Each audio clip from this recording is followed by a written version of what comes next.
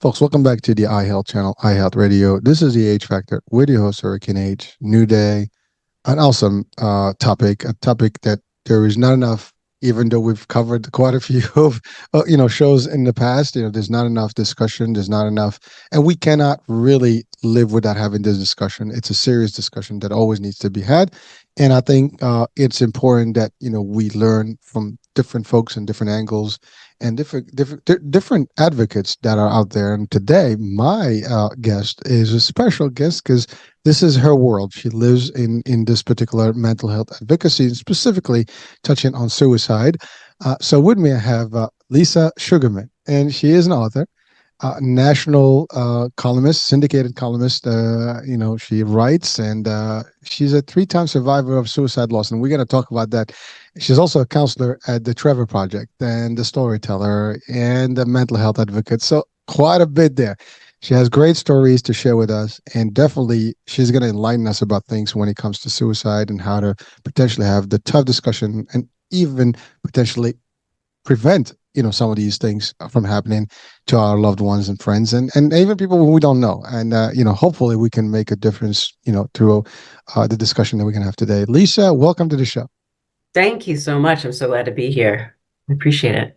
Oh, it's a true pleasure. And like I said, you do a lot of stuff. And again, my little intro is not enough. It's never enough. So let's talk about Lisa, the work you do, but then also the story, why you got into what you're doing today. Yeah, of course. So, you said all the things that I spend a lot of my time advocating for: mental health awareness and suicide prevention and suicide awareness, and just to change the dialogue on mental illness, to change the stigma around what it means to be mentally ill. And I wasn't always an advocate. I've been a content creator and a writer forever. I've written a bunch of parenting books. I was kind of in that space for a very long time as a parenting author, talking on all the the big parenting platforms about how to raise perfectly imperfect kids. And then my life had a bit of an upending when I found out that my father, who I lost when I was 10, had actually taken his own life. So I had to re-grieve that all over again. When my father passed away, the story I was given was that he had had a heart attack, and I never questioned it. And then 35 years later, I found out very much by accident that he had taken his life, and it gutted me. It just tore me apart. It changed the narrative that I lived with for my whole life. It put the whole concept of mental unwellness just right in front of me, and I couldn't avoid it. I couldn't sidestep it in any way, and I had no choice but to kind of start from scratch and re-grieve his death, and then just try to understand. I just really tried to absorb everything I could about mental illness and about depression and about suicide and kind of that mindset. And it just kind of started me on this path. And, little by little, I started sharing my story in little ways, and then little ways became big ways. And then I started to feel that need to keep doing more, and got involved with Trevor Project as a crisis counselor. So now I'm on the crisis lifelines, and I'm talking to people who are in the same mindset that my father was in, with the idea of hopefully, helping them make a different choice. So that's kind of where I am, and that's what I do. And so now everything that I put out into the world is kind of focused on mental health and wellness, and how to learn to be vulnerable and ask for help, and how to change the narrative. Well, that's a story that's very, I don't know how, I can't even find the words really to describe, because it's heavy. It's heavy. Yeah, you get a story that your dad passed. As most people, heart attack is very common, and but then only to find out years later that was not the case. That's pretty boggling. That might have literally a difficult impact on anyone that's watching or listening right now, especially you don't even know why. Maybe you do know now,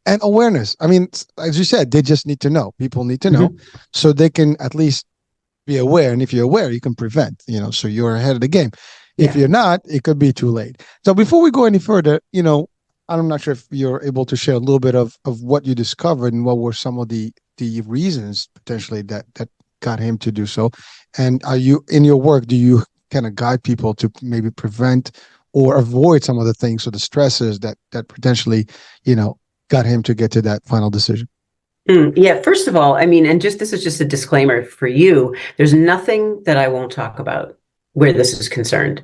So ask me anything, because I'm super open about it. I mean, part of so much of what I do is encourage people to share all the parts, even the uncomfortable, difficult parts. So that's out Thank there, you. just so you know. It's hard to say, because you got to keep in mind that my dad passed away in 1978. And you think about that time period, right? That time period was such a funky time in our collective history. I mean, people were not talking about mental illness. People were not talking about seeing therapists. People were not talking about being medicated. People weren't talking about their unwellness. So he was living in a time where there were certain societal expectations where you just kind of soldiered on and you kind of sucked it up. And my father was an incredibly sensitive and kind and beautiful man. He was never like the kind of guy that you would say would be like posturing, like try and be a tough guy. He wasn't like that at all. But we didn't know that he was suffering. So we really don't know the full why. And that's something I struggle with. That's something I live with. I went back into therapy about a year and a half ago for myself. And it was one of the most beautiful things I've ever gifted myself, was going back in to therapy. And one of the things that I really have a tough time with is just fully understanding the why. I mean, my dad did leave a note. It was very, very brief. It was more just I'm sorry and I can't go on and I love you. And there were no details. It was simply that. So, we know that he was under a lot of stress. He had a full-time job. He was a busy guy. We live just north of Boston. So my dad would commute into the city every day. He had this big full-time job. And then he also took over my grandparents' real estate business. So he had two full-time jobs. And he came from a family. Look, my dad's nickname growing up was the Unwanted.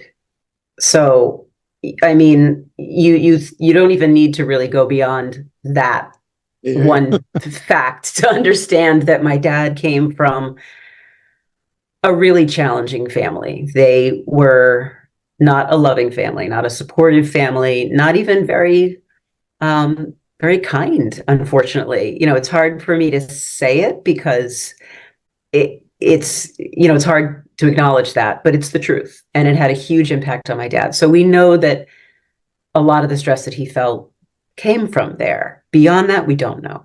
So as far as the work that I do now, I mean, that's why I became a crisis counselor, because, I can advocate all day long. I can write books, or I can have conversations like this with you, and write newspaper columns all day long. But there's something very different about being on the phone, being at that grassroots level, taking the call from the person who is at imminent risk. Like, they have started the process and they're struggling and they don't know how to stop it and they don't know what their other options are. I knew that even if I had the opportunity to change someone's mindset, one person, just one person, that would be it for me. Like, that would be the end game for me, is to know that I could help one person. And then you do that, and then you just want to keep helping someone. You just want to keep that momentum going and keep that dialogue open and keep answering the phone calls. And that's what I've been doing.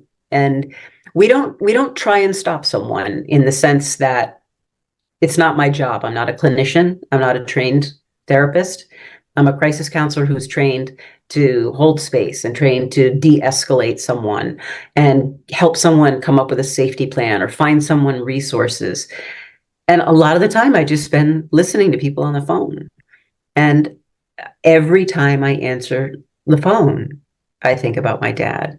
And every time I get off a call and it's a successful call where someone, feels more grounded or feels centered or they're no longer suicidal, that's it for me. That's the end game for me. Wow. Well, we're gonna go deeper there because I need to Yeah. learn more about the work you do. But so you talked about maybe not understanding exactly what happened, but definitely you do have the Mm. proof that it happened. But you Mm. talked about a couple of things that can probably be triggers to many people watching and listening right now. They might not even know about it, or because that's the thing. Like you don't never know. I mean, I'm talking to you. I don't know how I can behave any given moment because Mm. life happens, right? And Yeah. that's a challenge, Nick, because we all have moments of weakness. We all get through, life, and life can throw quite a few heavy punches at us all the time. Mm. And I don't think there is anyone who can deny that or say that, oh, my life is peachy. I'm good. Listen, I'm a very positive person. And believe me, there are times where life can put a ton on you and you feel that weight. And it's just how you deal with it. Sometimes it's, Mm. whether some people are religious, some people are spiritual, some people, they're just like, determined, nothing phases me. But at the end of the day, there's still a threshold. There's a limit to any one of us, out there, no matter who and what you think and how strong you think you are, you'll get through a moment where you're going to get a weakness more, point. And that's where it becomes very dicey. But Mm. in the keywords you said is that he was working full time. He had another Mhm. job. And by the way, that's the case of a lot of people today. More than Yeah. ever, people are doing double jobs, triple jobs, and it's been going for decades. And now with everything that's going on, last at least 4 years since the pandemic and on, it's gotten worse. People are just coming out of stress, and it's starting at a younger age now. It's not even, an older age. It's Yeah. from teenage to, and I kind of mentioned this previous to the show. I've lost a couple of cousins myself, when I was younger, and Mhm. like last year ago, a year and a half ago, my son's friend took his own life. So and I'm so sorry. this is a 15-year-old kid, so it's not even like this is someone that is had all the life ahead of them. And I use this example not so much. I mean, I obviously I feel bad for his parent, his parents and what happened, but the idea is that hopefully some other parents and families watching and listening, they can at least try to be closer, see and know what could be some of the triggers. And sometimes you don't even know the triggers because that's the thing. Mhm. People are not gonna talk, even today, you mentioned like in the 70s, it was taboo to even think about mental health, right? It is still Mhm. the case now. The Oh difference yeah. is there's more of an open mind to podcasts and to shows. And I mean, we Mhm. do have like I do have a monthly show with a world-renowned psychiatrist, and we cover questions from people that actually ask questions about mental health and how things they can handle certain situations. But this is a serious matter that is affecting everybody around the world. It's not Mhm. doesn't there's no gender to this, there's no race to this or Yep. ethnicity or nationality or everybody is definitely potentially in a point or another can get into this stuff. And Mm. even from a religious aspect, if you talk to someone religious, they're going to tell you, well, there's evil, and evil can drive bad negative energy. If those that are spiritual, they can tell you negative energy. We Mhm. know it exists, and we have to be a little bit mindful about it and understand that no matter what, there is a light, at the end of the tunnel. There's better Yeah. life. Yeah. We have to give people hope, and I think hope is a great thing to have to hang on to. Hopefully, we get through this life without making a decision that is irreversible. I mean, that's Right. the ultimate, not now that I said that, those are things that you talked about, but this is Mhm. stuff that you talk to people every day. Now I mean, again, thank you for clarifying. You're a crisis counselor. I didn't Mhm. I think I mentioned that in the beginning, but I didn't quite fully understood what it took to be one. But really, so you actually is that the 988? Like it's linked to the 98 exchange or Yeah, well, this is the Trevor Project. So the Trevor Project is the country's largest LGBTQ resource. It's a crisis support resource hotline for at-risk LGBTQ youth ages 13 to 24. I mean, that's our primary demographic. We'll answer calls from anyone. We do get calls from people who are out of the demographic in terms of age, or maybe they're calling from out of the country because it's so easy nowadays to call from anywhere in the world. So we do get calls from all over, but our primary demographic are those youth up to 24 years old. And, the Trevor Project is its own 800 number, but we also do get 988 calls that are filtered in for sure. Yeah, we get like an overflow of those as well. So there's definitely a double dip there. Well, thank you. I mean, again, I just, I always try to give the access to that number to people, and hopefully people know that it exists.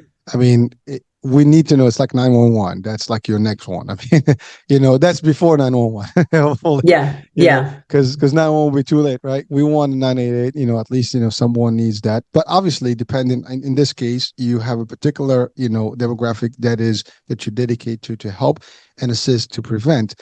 Now, is there anything particular that you find from the demographic versus the other groups or the other I guess calls?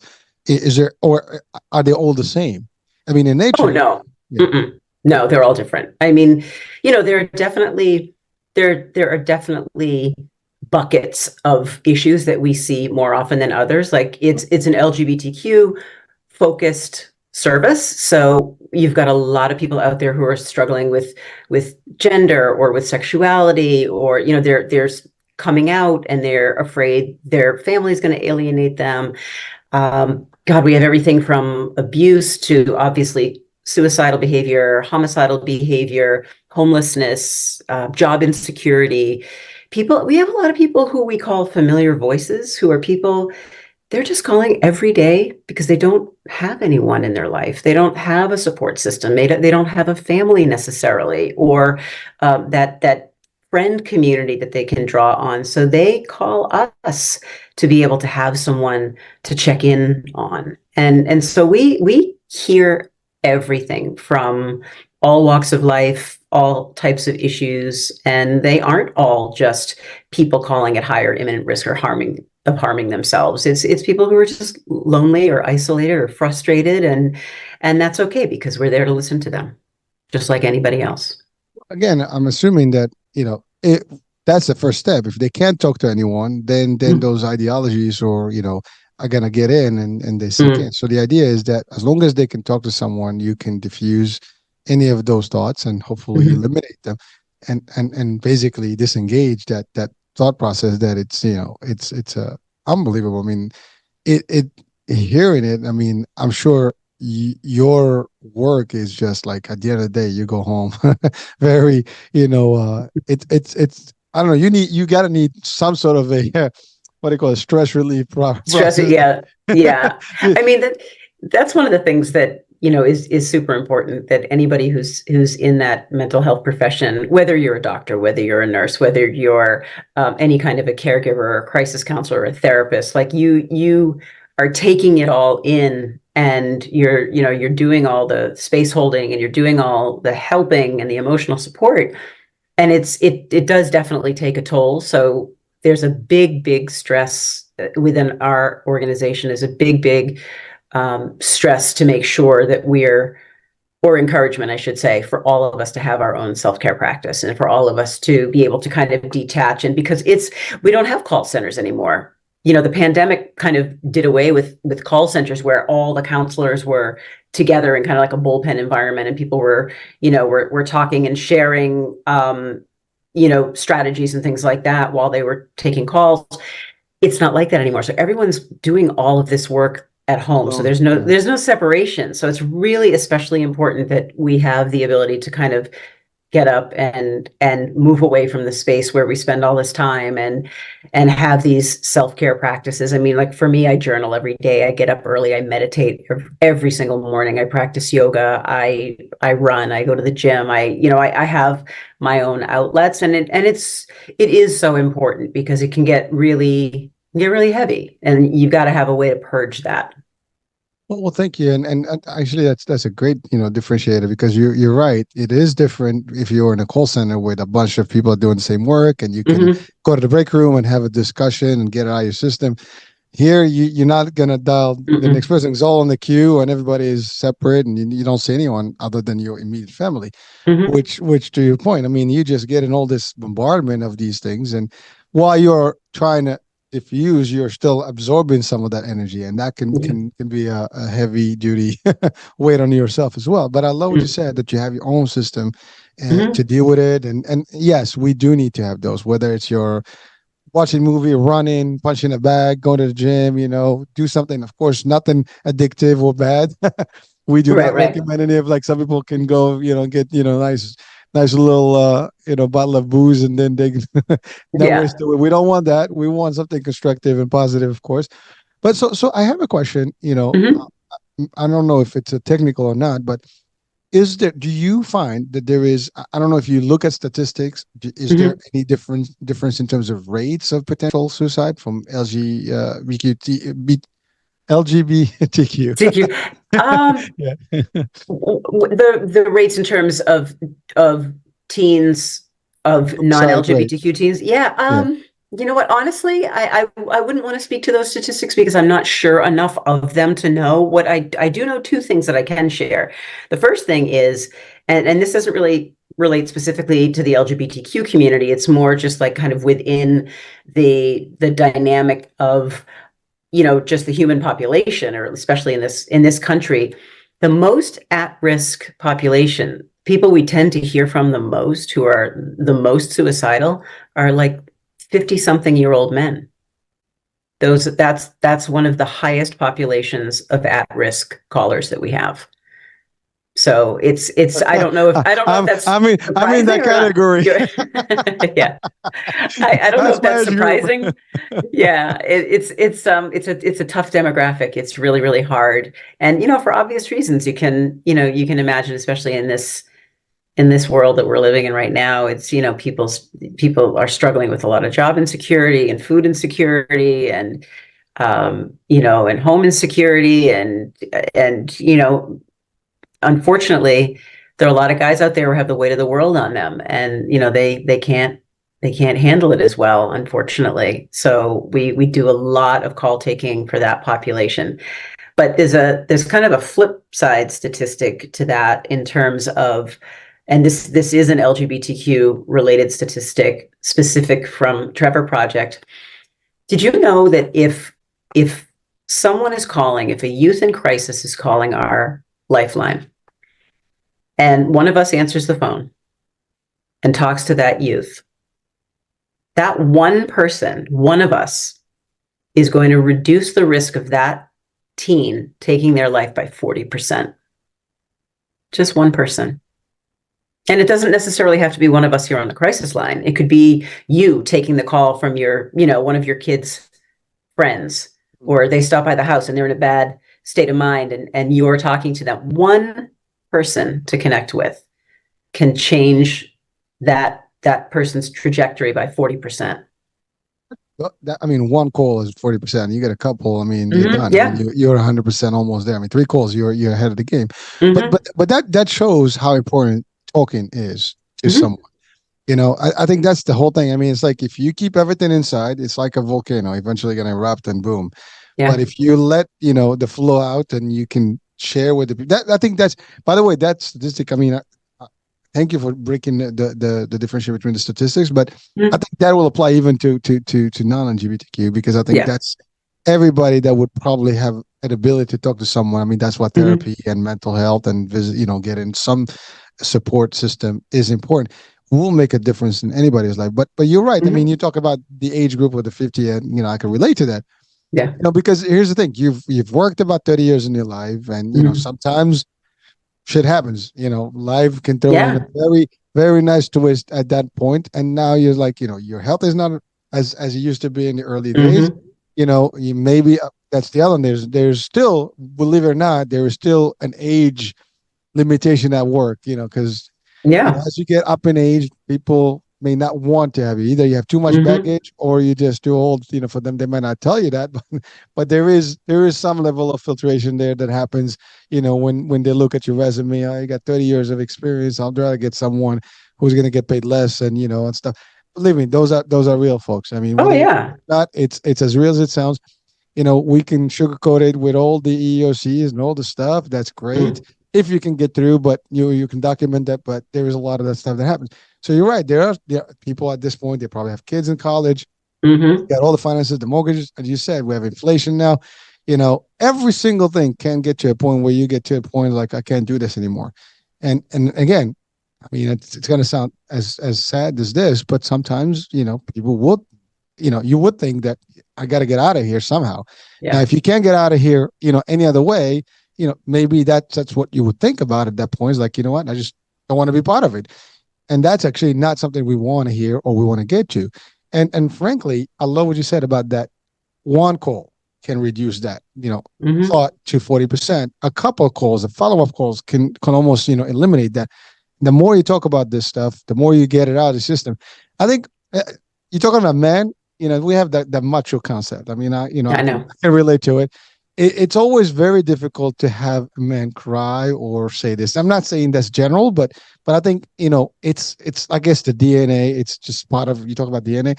It's just that male testosterone kick in, that will drive some of that. And it's very difficult. You're not going to find a lot of folks, who will actually talk or want to talk or show vulnerability or, like I am. That's the key. That's the word right there, is vulnerability. I mean, listen, I can talk to you. It's very difficult.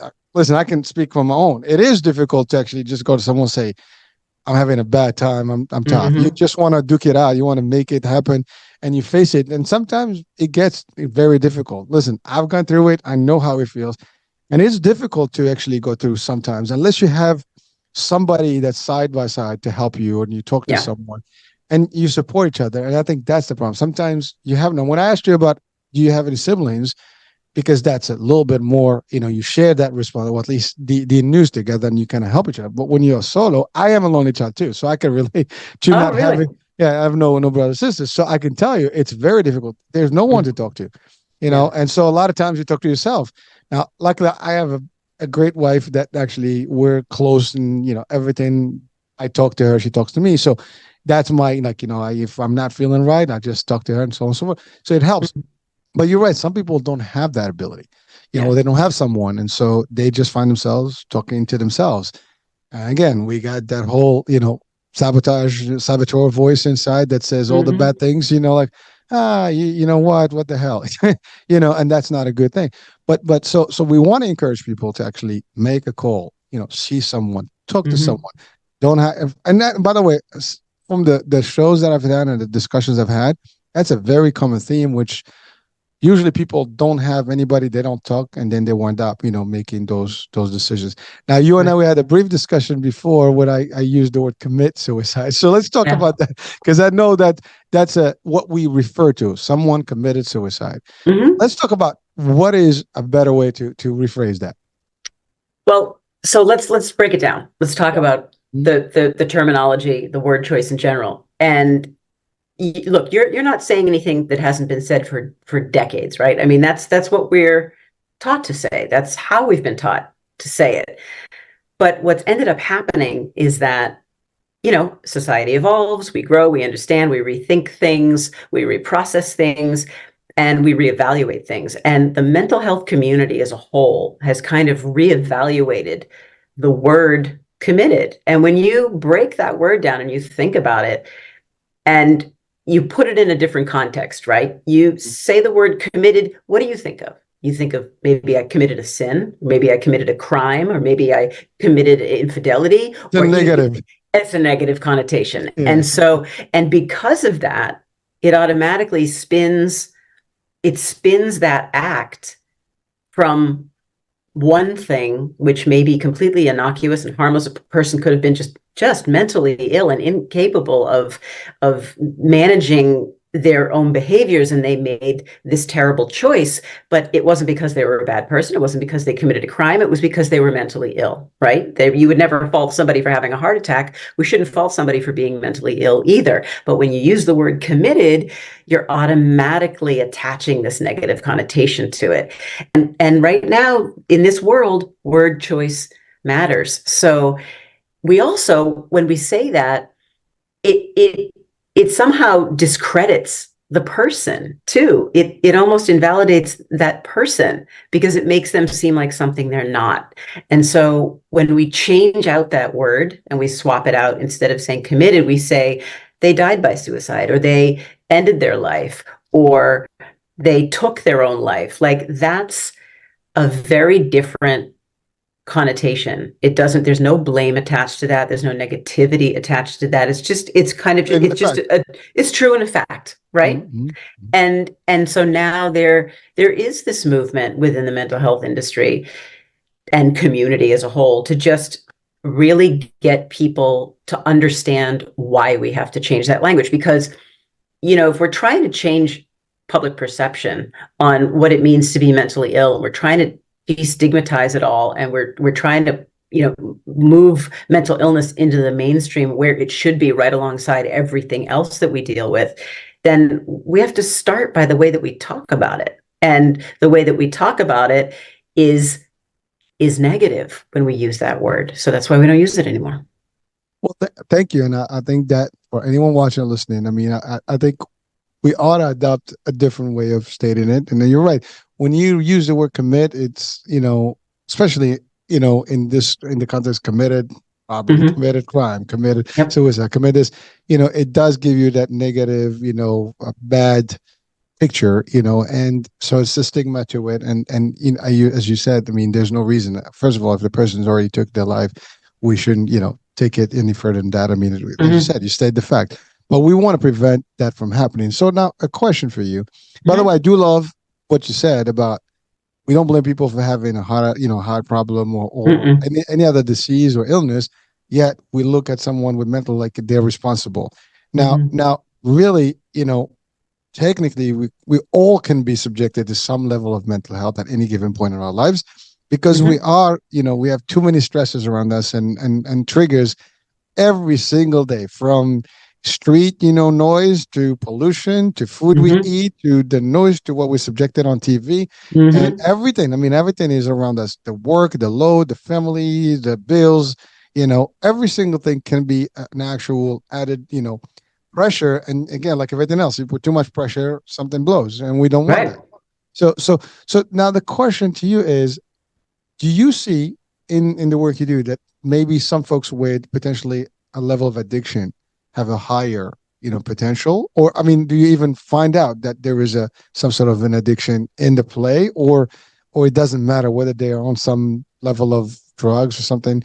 Because maybe that's another thing that could be like when someone gets into a stress point and they start having some use of some level, whether alcohol or drugs or even smoking stuff, it can get them to that point where they're not really 100 lucid, and so they might be. It makes it easier for them to decide, to take life, right? As opposed to if you were complete, in your state of mind that is solid, then you would know better. You can make the determination differently. I mean, is there something in there in your work, at least, that you see? Yeah, I mean, I wouldn't necessarily say that there's anything that I see directly. I mean, there are definitely people who will call in and they're in an altered state, and we know it and we can tell, and it definitely has a significant impact on what they're saying and how they're saying it, and maybe what they're threatening to do. Maybe it's it's just making it easier for them to kind of go down the rabbit hole that they're already going down. I mean, I think that unfortunately, and here's the thing about mental illness is a bitch. It's a sneaky little bitch. And it just is, it's so distorting, and it's so unkind, and it lies to us, and it doesn't make a difference. It doesn't make a difference who you are. Yes, of course, somebody who is is maybe drunk, or maybe someone who's high, is going to be more susceptible to those those influences of their mental illness. But I mean, at the end of the day, it's the mental illness itself that takes over. And one thing I think that's really important, and I end up having this part of the conversation often with people in the context of like someone who decides that they need to take their life because there's something that they need to get away from. It's not it's never that they want to get away from their family. It's never that they want to get away from their friends or the people that they care about or their life. They're doing what they're doing because they just need the pain that they're in to stop. So that's what's corrupting them. And yeah, sure, things like, drugs and alcohol can certainly speed that along sometimes when they're already kind of on that path.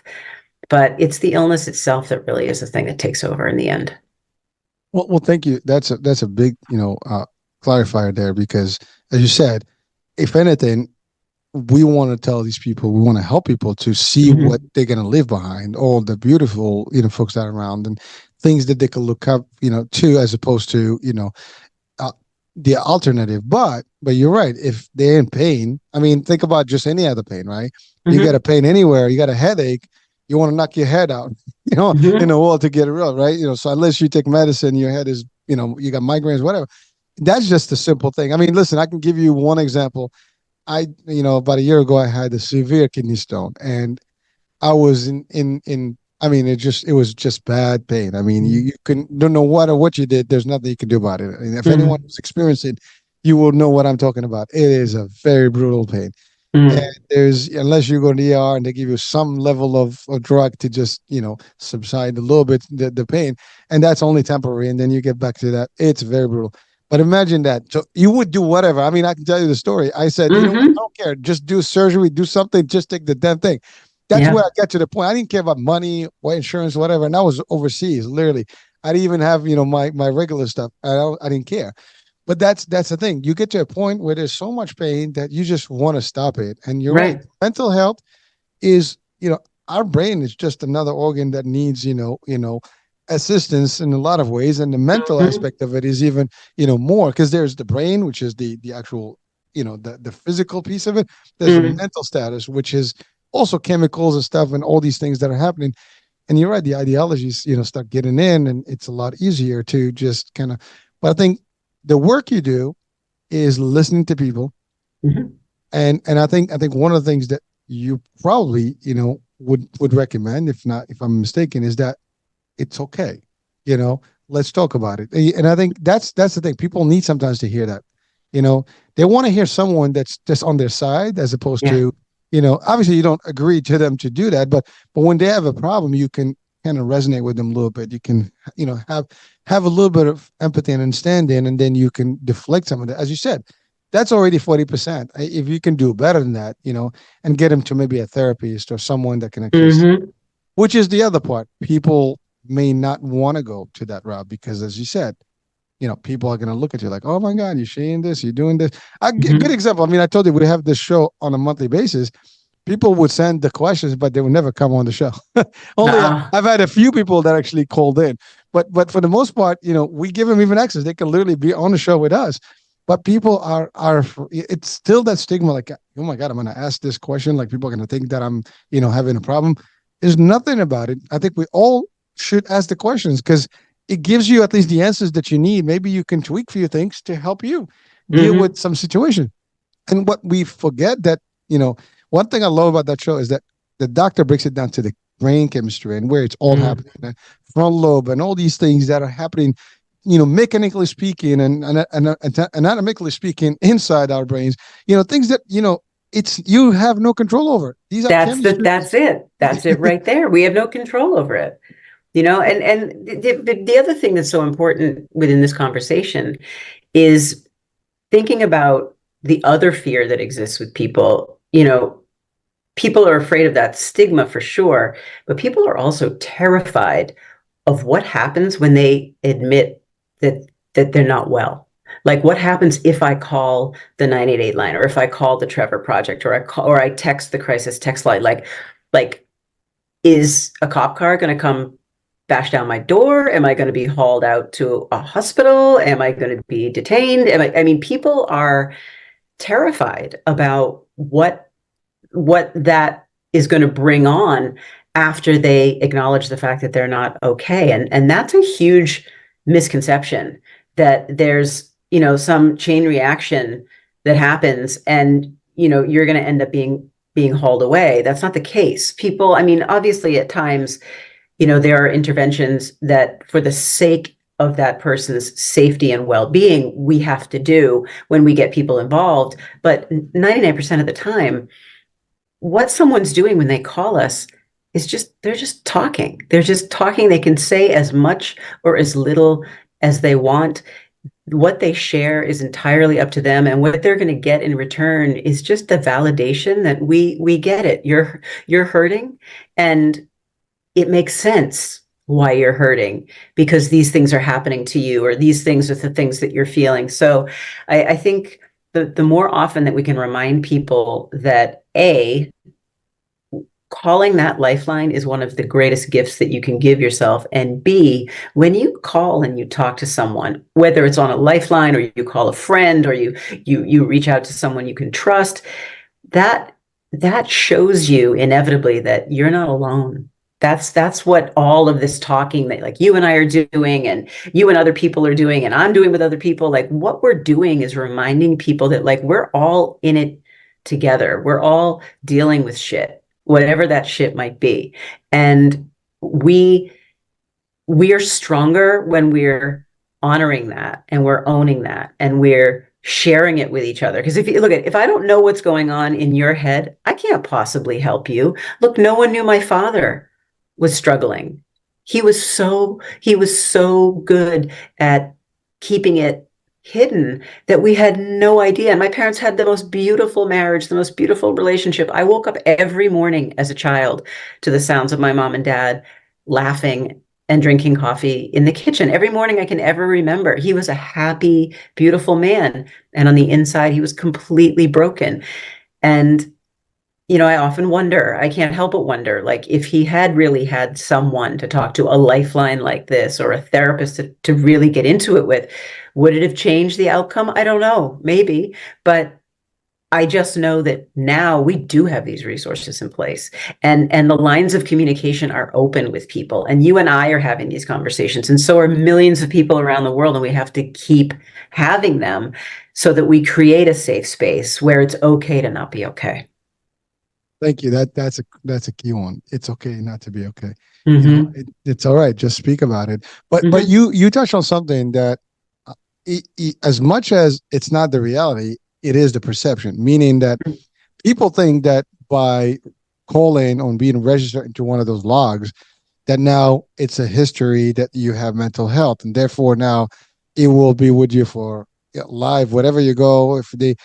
A good example, again, we're in the States, Second Amendment, right? So if someone in the state of Texas wants to get a firearm license, right, they would have to go through, the state, database. Is this going to affect it? Now, obviously, if someone is having a mental, concern, that may be preventing him from doing something to get a firearm license. That's an extreme example.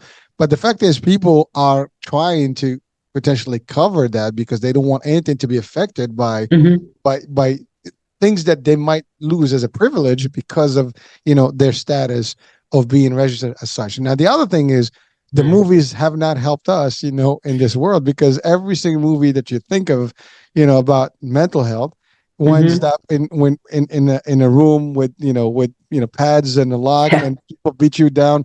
And the doctors don't accept your statement, and they believe that you're not in a good state, and they're not taking your word for it. So people are already subjected to that level of like understanding, although it may not be the real, but that's what we've been seeing all along. So therefore now all we know is that, and so I don't trust Lisa is going to tell me no, this is not going to happen. I don't know Lisa, right? That's a problem. So let's can you expand on that, and what assurances, if any, are there for people to actually get comfy that it's okay? This is, there's a degree. I mean, obviously, if you get, admitted to a psych, ward, whatever, for whatever measures. And by the way, those are extreme measures for someone who may not be treatable outside. Like, there's outpatient, there's inpatient, like everything else. Right. But is there a limit that we can share with people? Like, listen, if you're just at this level, you just have a conversation, this is confidential. It's not going to, go beyond this. So at least people would feel at ease, because I think that's a problem. Yeah. Everything. Now, I obviously can only speak for the Trevor Project because that's the lifeline that I work with. And what I can tell you is that, number one, we are all of us who are taking calls who are crisis counselors, we are in a completely isolated space. We have to, be. It is a mandatory requirement. We have got to be in a room alone. There is no one else there. There is no one else listening to the phone call. Calls are confidential. We are not giving out people's personal information. We're not, we're not subject to, police interrogations or medical interrogations. Nothing like that is happening. The only times, like, as I said, that we would ever have to take steps to protect someone and have some kind of either an involuntary or a voluntary intervention is if someone's life is at imminent risk and an attempt is being made and we've exhausted every other option of trying to de-escalate somebody's behavior. And that is the only time that we would ever have to get authorities, to you to protect you and keep you safe, because that's our only concern. Otherwise, what we talk about, number one, is the caller's agency, giving the caller who's calling us agency the entire time they're on the phone is our number one priority.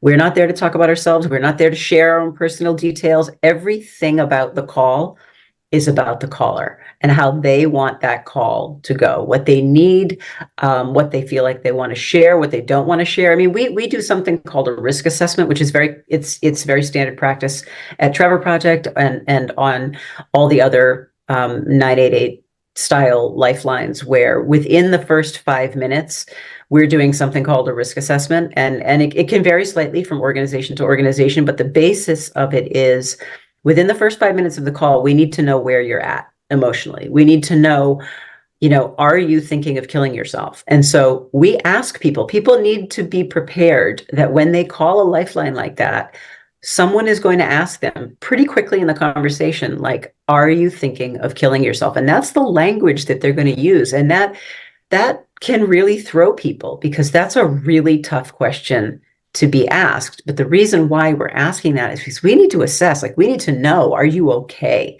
And that's the only thing that we care about.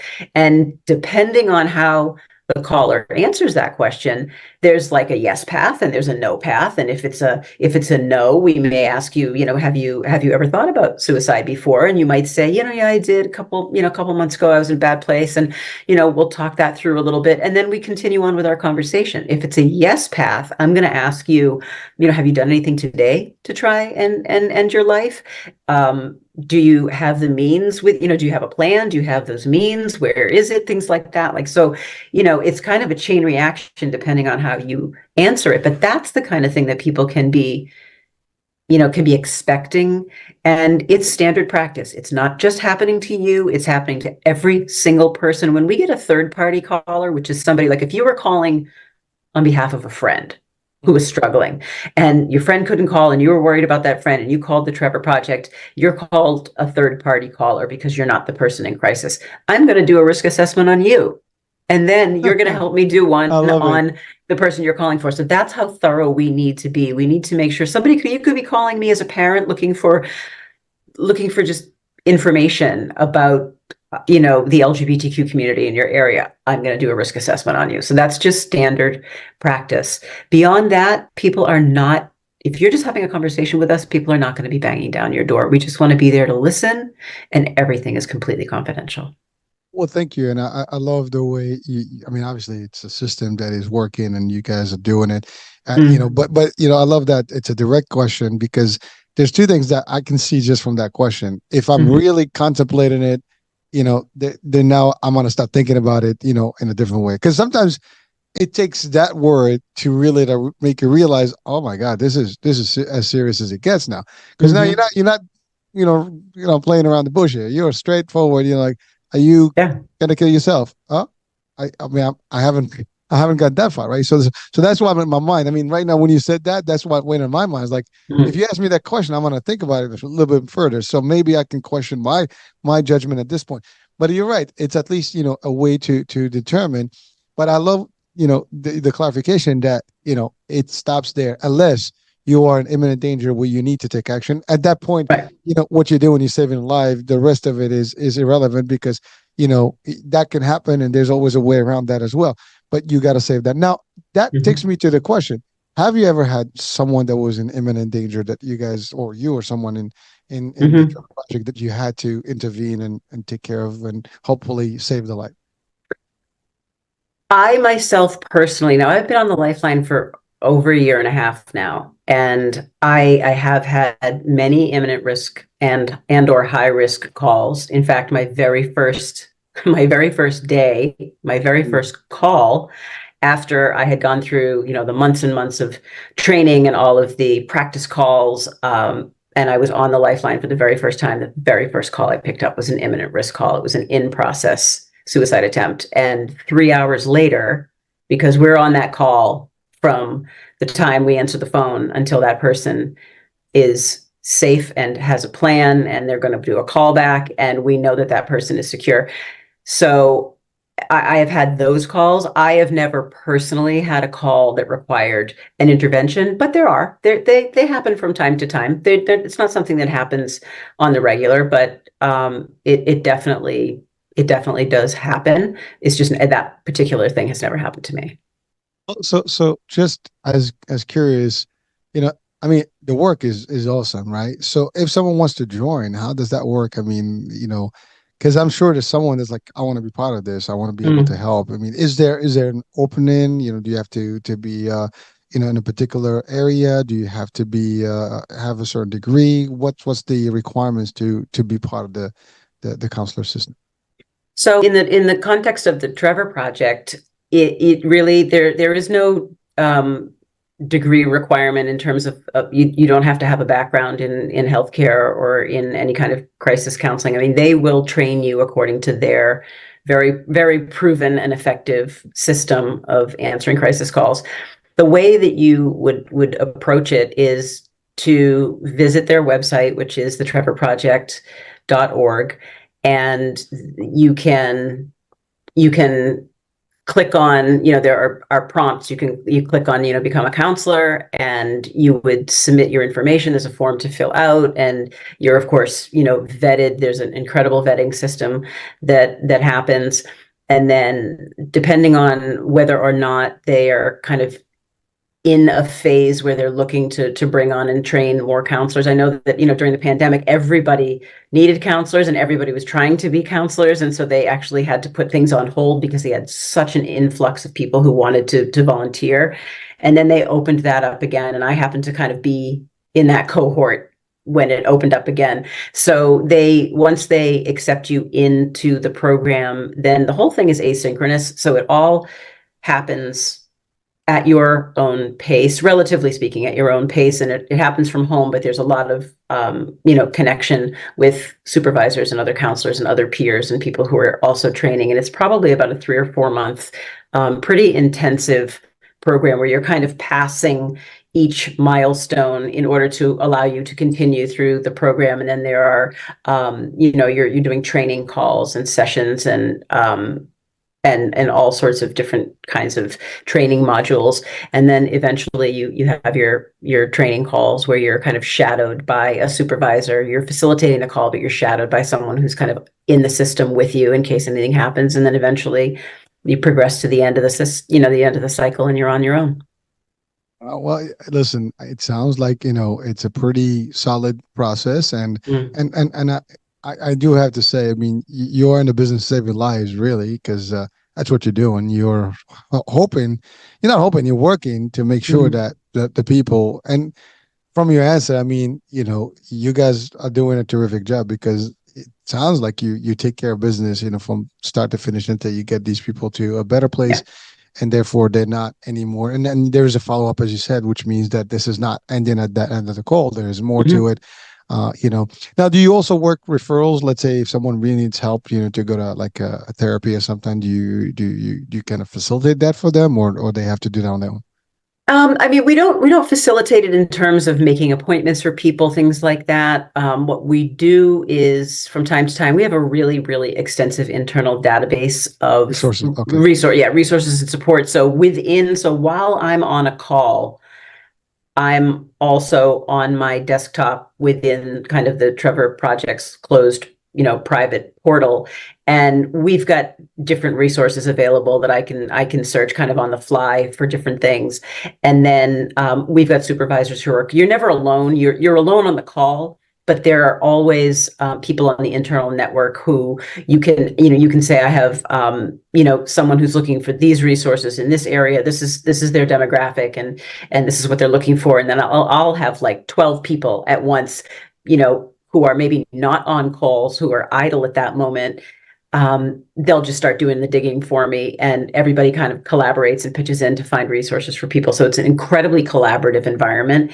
And so if we don't have the resource that somebody needs on hand, we have ways of sourcing it, which is great. So we're definitely there to point people in the right direction, but we always ask ahead of time if somebody is open to the idea. We're never just saying, here, listen, I'm going to give you this resource. It always has to be the caller's decision. Yes, I do want that help, or yes, I do want that resource or that suggestion. And once we've gotten the okay from that person, then we're happy to give them whatever the resources that they need. I mean, there are times that we'll help people find therapists in their area, but it really is up to them to go ahead and make those calls and find that therapist on their own. Oh, wow. I mean, well, listen, I appreciate, I mean, you've given so much clarity about this process, and for people who need the resource and for people who want to be the resource. I mean, literally you have all the options. Now, again, it's only in the States, or, I guess the counselors are in the States, and you work only with folks in the United States, or like you said, you get calls, I mean, out of ad hoc. Yeah. I mean, the Trevor Project is designed to be used here within the United States, all of the United States. And we also do have a Trevor Project Mexico that started about 1.5 years ago. So that's the only other Trevor Project organization that exists outside of the US. But again, like you said, like we do occasionally, because the world we live in now, it's so easy for somebody in Europe to pick up the phone and to call. So we're never going to turn that person away, but the service is really intended to be used by people who are here in this country. So, but if somebody does call from out of the country, we'll always do what we can to help them find a resource that might be more, appropriate for them based on where they are and what they need. But there's now, quick question. I mean, is there, for someone that may think that, well, I don't want to call because I don't want to get billed or something, because that always comes out of my, I'm assuming the service is free to no cost to people when they call in, right? Absolutely no cost whatsoever. You could be on the phone with someone for whatever the reason, for any length of time, as long as that call needs to happen. And there is absolutely no charge at any point. It's completely free. And we're there and available and answering calls 365 days a year, 24/7. So it's literally there's access any given, and again, that's the key, folks. I mean, the idea is that there's always someone that's willing to listen, to help and assist. And that's really a great, thing to know. And of course, that's our mission, is to make sure that people are aware and they have the resources that they need. Now, you also, I guess, a storyteller with the National Alliance of Mental Illness. What is that about? So, the National Alliance on Mental Illness is a grassroots organization that does a lot of the same types of things that a lot of these other mental health organizations do. They create programs and services and trainings to help people navigate different aspects of their mental health and well-being. And NAMI, it's called NAMI, and they have offices all around the country. And one of the programs that they offer is called the Storyteller program. And it's not just for people who are survivors of suicide loss like me. It could be someone who is a caregiver, maybe for someone who is dealing with mental illness, or someone who lost someone as a result of mental illness. So it's kind of a wide array of people that they have who go out and they talk within their communities. I live, I'm here in Boston, just north of Boston. So in Massachusetts, I go all over the state of Massachusetts and talk to different organizations. Could be schools, could be civic organizations, could be universities, and tell my story. And encourage other people to share their own stories and their own experiences. And it really just, it creates a bridge for people to recognize that they're not the only one who might be dealing with the situation that they're dealing with. And it gives people hope that there's kind of an after, I mean, when you're in the thick of it, whatever it is that you're dealing with, it's so hard to see that you're not the only one dealing with it. It's so hard to imagine that there's a whole world of people out there who might be dealing with similar stuff. And maybe I can share some part of my story that resonates with somebody else who's at an earlier point in their grief or their loss or their journey, and maybe it helps them. So that's the whole point behind the Storyteller program, and I've been doing that with them since last year, and it's a great program. People, and that's also free as well. So any organization who may want to bring a NAMI storyteller to their community can just call the National Alliance on Mental Illness and set that up, and that's free of charge. Well, thank you. So now we're coming to the end of the show. So I know you have a few books and you also have a website. Mm-hmm. So people can reach out to you through the website to get assistance or to be participating. How does that work? And what would they expect? So my website has really become, by design, it's become kind of a hub, kind of a destination for mental health resources and support. It's not just specific to suicide and that kind of grief and loss, but it's just a generalized grief, loss, mental illness, mental wellness. One of the things that I've done a lot of work on in the past 6 months is the mental health resources page that I have built into this site. I wanted to make a list that was as comprehensive as it could possibly be. I mean, no list is perfect. No list has everything on it, but I really was striving to create a really inclusive and comprehensive list for kind of the more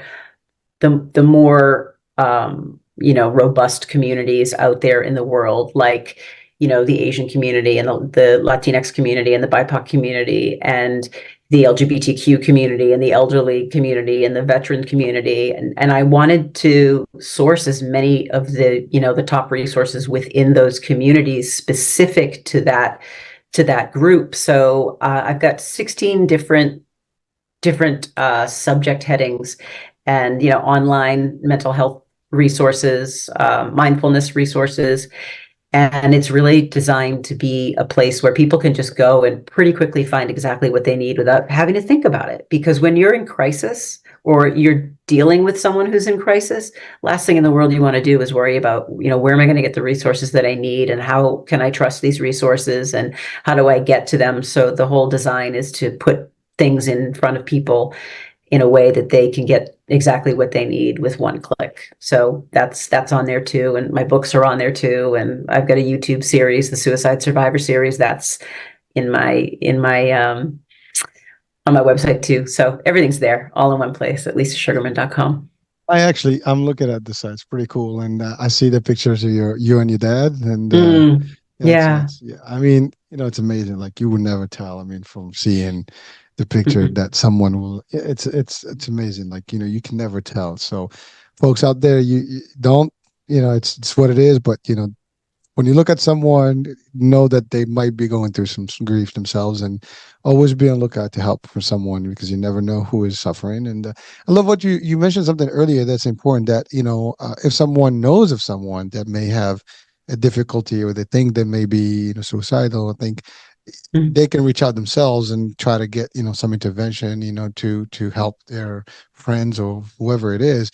So that's another level of resource that I think we should make sure that people are clear about, that if you don't your friends, whoever that you think may be in that level of thinking, they might be not able to do it themselves because they don't want to do it, but maybe you could be that help that gets them the resource and help, and I think that's another thing to worth mentioning and focusing on here.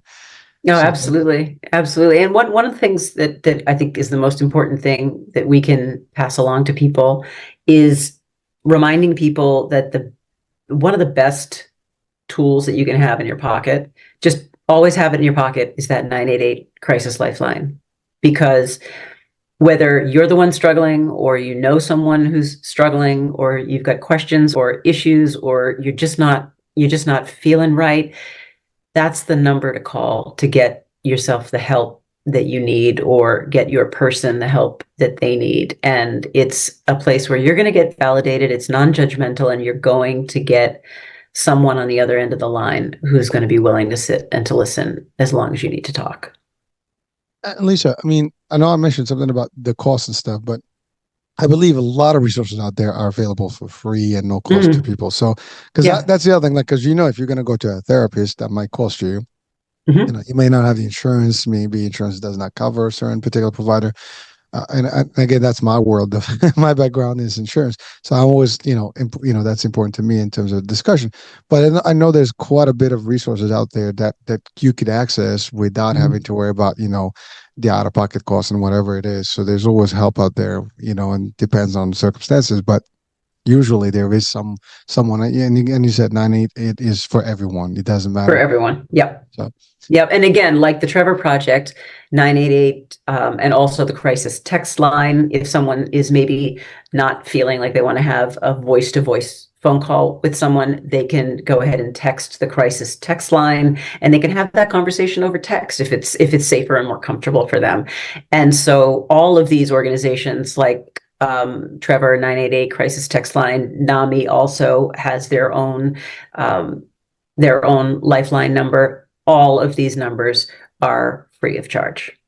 So, technical question. I know all call centers, technically have a TTY line. I mean, I'm assuming you have the same, and so there's ability for people that can communicate through it. So just again, mental health doesn't just affect, it affects everybody. So you might not be able to speak it, but you can at least, communicate some way, right?